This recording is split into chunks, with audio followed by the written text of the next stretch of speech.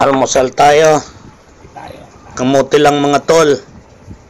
Pero ito'y maganda sa katawan. Mataas ang mga ito sa fiber at antioxidant na nagpoprotekta sa ating katawan mula sa mga libreng radikal na pinsala at nagtataguyod ng malusog na bituka at utak nga. Ang mga ito ay mayaman din sa beta-carotene na nagko-convert sa vitamin A mga tol upang suportahan ang magandang paningin o sa magandang sa mata at ito'y maganda sa immune system mga tol. Kaya paborito ng mga Chinese ito. Maganda sa tiyan, maganda sa mata, antioxidant, immune system.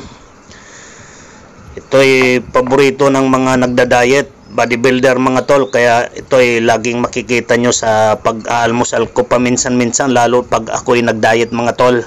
Ayan lang po, sana nagustuhan nyo ang bidyong ito at tip ko sa inyo. Kung hindi pa kayo nakapag-follow, follow po mga tol. Like, share, and comment sa bidyong ito.